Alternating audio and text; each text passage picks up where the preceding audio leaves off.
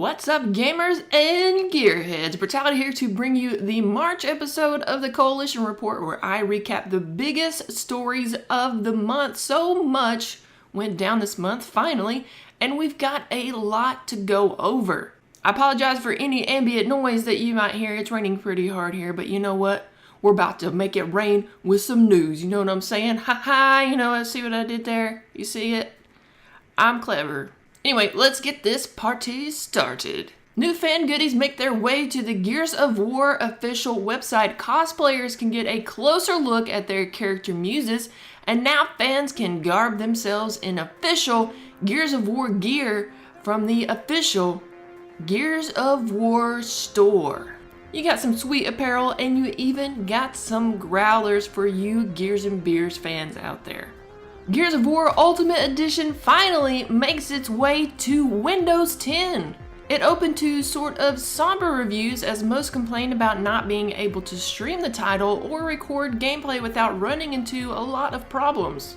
However, there have been a few title updates over the month, so hopefully that fixed some of the issues that were happening, but the Coalition says there are further improvements on the way. So let's get to the juicy stuff, shall we? Lots of things were uncovered this month about Gears of War 4 exclusively on Game Informer. If you are a subscriber of their magazine, you should have already received April's issue that features none other than Gears of War 4 on the cover. And as you flip through the pages, you will see a hearty buffet spread of things about the new series. Game Informer also did schedule releases of some things in that issue on their website, along with some other information, so let's dive into the specifics. Here is everything we know about the new campaign. It takes place on Sarah. No, Sarah, S-E-R-A. How would it take place on a human Sarah? Oh, you dirty person, you. Anyway, it takes place on the planet Sarah over a 24-hour period. The campaign is co-op and split screen in Rod We Trust, but you will only be able to play co-op with 2 players and not 4 like we saw in Gears of War 3. I don't know about you guys, but I'm still happy split screen what. The game's main protagonist is JD, who exists thanks to Marcus Phoenix's sexual healing, Mother Not Announced. Player 2 will be able to choose between Kate and Dell. Now let's look at a wider synopsis of the story. The main character meets his best friend at boarding school and both join the COG. The main protagonist is estranged from his father, who was also in the COG. Main character did something as a COG soldier that the Coalition wasn't too happy with. There exists a group who believe they are being oppressed by the COG, and so they decide to live outside their walls of protection and fend for themselves, stealing supplies from the COG like weaponry, food, and such like that. There's a new alien race on Sarah, and you spend your time during the campaign uncovering what they are and how to destroy them. Does any of this sound familiar to anyone else? Yes, there are a lot of parallel plots when you look at the outlining story from afar, but let's get a little closer. So JD and Dell go AWOL after JD's little incident and flee to live with the Outsiders. This is the new name for the Stranded. There they meet Kate, who has been an outsider all of her life, with slouchy beanie and all. During the campaign, Kate's village of Outsiders gets kidnapped by the Swarm, the new enemy. To learn more about the Swarm and their lore, you can check out a video from my bud Razored Edge, who can tell you more about them. JD, Kate, and Dell go in search of Raina, Kate's mom and leader of this outsider village, along with Kate's uncle Oscar. Of course, there's supporting developer interviews, videos, and images you can go check out on Game Informer's site. It's also included in the magazine. JD is voiced by Spartacus himself, Liam McIntyre. Kate comes alive through Laura Bailey, whose voice rolls in a buttload of other games, and Dell is voiced by Eugene Bird, who is both familiar with acting on the pixel screen and the small screen of television. No word yet on who is voicing Raina or old Uncle Oscar. I'm gonna call him Uncle Oscar from now on, so blam. There are a number of new weapons that also make an appearance in the new series. Not only have the people evolved in the Gears universe, but so have the weapons. They take on a more construction feel and include weapons like the drop shot, buzzkill, and combat knife. Speaking of the combat knife, there seems to be a new mechanic that is making its way to the campaign and multiplayer. They're calling it the Vault Kick, which is an updated version of the Mental Kick that is supposed to be smoother and hopefully something that is consistent throughout, fingers crossed. Each faction rocks their own version of the knife that you can vault and stab enemies with in the face. Another feature is that you can grab enemies opposite of the cover you are sharing, which the Coalition is calling Yank and Shank.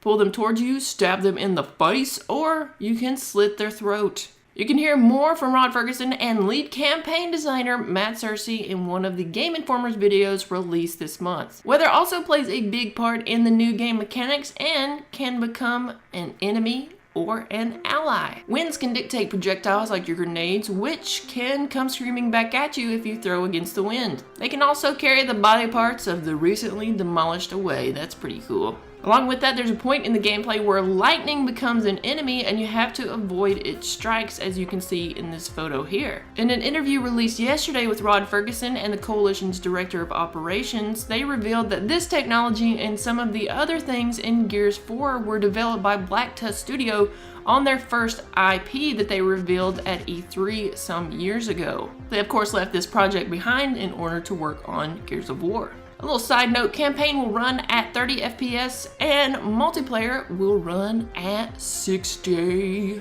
Speaking of multiplayer, just check out that transition, that was pretty good, huh? You will be excited to know that the early access for Gears of War 4 beta will begin on April the 18th. If you play the Gears of War Ultimate Edition, then you will receive a token via Xbox Live to shred faces and places. The open beta for those who didn't play the game early will start April the 25th.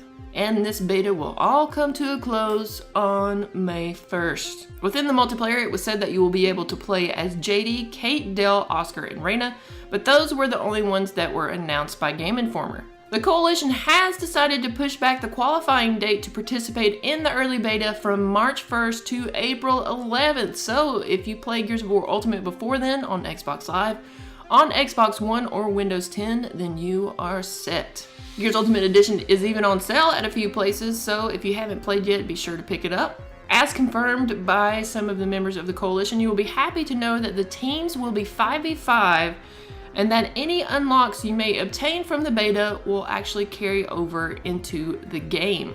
The Coalition will also have a booth at PAX East and be featured in a panel. Not to mention, the Gears eSports Season 2 Finals will also be featured at this event. The pot has been raised from $50K to $60K once again, thanks to purchases of the eSport weapon and character bundles on Gears of War Ultimate Edition. Throughout the event, for those viewers at home, they will reveal a new game type during the finals and their panel will be live streamed.